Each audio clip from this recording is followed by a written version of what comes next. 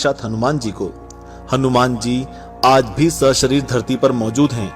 वे एक कल्प तक धरती पर ही रहेंगे।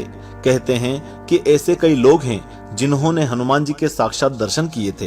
द्वापर में भीम और अर्जुन के बाद कलयुग में जिन 10 भाग्यशाली लोगों ने हनुमान जी के दर्शन किए हैं, उनके बारे में आज हम आपको बताने जा रहे हैं।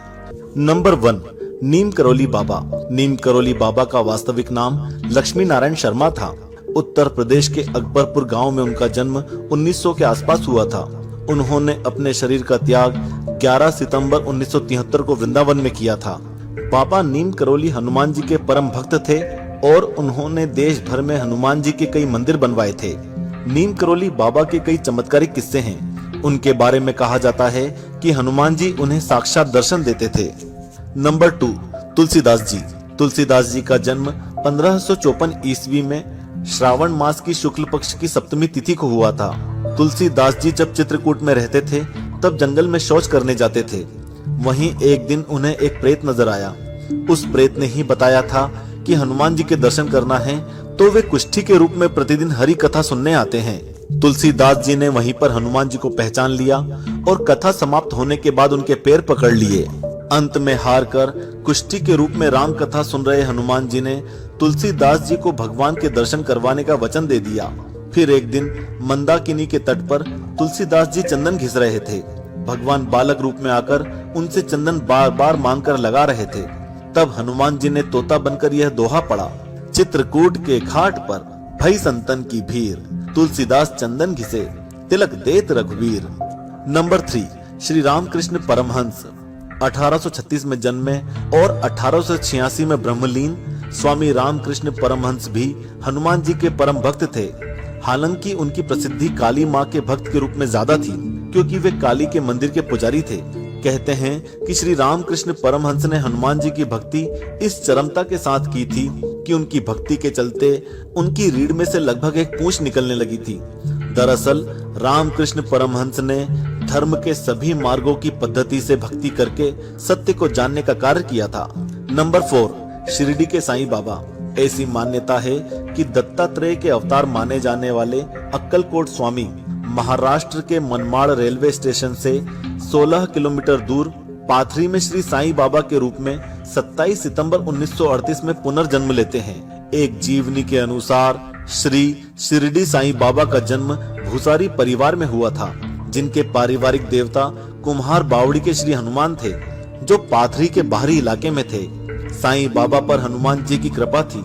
साईं बाबा प्रभु श्री राम और हनुमान की भक्ति किया करते थे।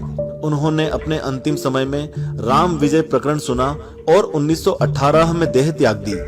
नंबर 5, माधवाचार्य जी। माधवाचार्य जी का जन्म 1238 ईस्वी में हुआ था। माधवाचार्य जी प्रभु श्री राम और हनुमान जी के परम भक्त थे। यही कारण था कि एक दिन उनको हनुमान जी के साक्षात दर्शन हुए थे। संत माधवाचार्य जी ने हनुमान जी को अपने आश्रम में देखने की बात बताई थी। नंबर 6, श्री व्यास राय तीर्थ। श्री व्यास राय तीर्थ का जन्म कर्नाटक में 1447 में कावेरी नदी के तट पर हुआ था। विजयनगर के महान सम्राट श्री कृष्ण देव राय के गुरु श्री व्यास राय हनुमान जी के परम भक्त थे। उन्होंने देश भर में घूमकर देश की रक्षा के लिए 732 वीर हनुमान मंदिर स्थापित किए। उन्होंने श्री हनुमान पर प्रणव नादिराई, मुक्का प्राण पदिराई और सद्गुण चरित लिखा। नंबर 7, राघवेंद्र स्वामी। 1595 में जन्मे राम भक्त राघवेंद्र स्वामी माधव समुदाय के गुरु के रूप में प्रतिष्ठित हैं। उनके जीवन से अनेक चमत्कारिक घटनाएं जुड़ी हुई हैं। उनके बारे में कहा जाता है कि उन्होंने भी हनुमान जी के साक्षात दर्शन किए थे। वे भी हनुमान जी के परम भक्त थे। उन्होंने 1671 में मंत्रालयम में तुंगभद्रा नदी के तट पर जीव समाधि में प्रवेश किया। नंबर 8, भद्राचल रामदास। 1620 में जन्मे और 1688 में ब्रह्मलीन भद्राचल रामदास का पूर्व नाम गोपन था। गोपन अब्दुल हसन तानशाह के दरबार में तहसीलदार थे। उन्हें एक महिला के स्वप्न के आधार पर भद्रगिरी पर्वत से राम की मूर्तियां मिली। तब उन्होंने खम्माम जिले के भद्राचलम में गोदावरी नदी के बाएं किनारे पर उन मूर्तियों की स्थापना कर एक भव्य मंदिर बनवा दिया। बाद में जब बादशाह अब्दुल हसन तानशाह को यह पता चला कि गोपन ने शाही खजाने से धन का उपयोग किया है, तो उन्होंने उसे पकड़वाकर गोलकोंडा की एक अंधेरी जेल में डाल दिया। एकांत में भी भगवान राम और हनुमान के प्रति गोपन की भक्ति निर्विवाद थी। ऐसा माना जाता है कि उनकी प्रार्थनाओं का जवाब जल्दी ही मिल गया।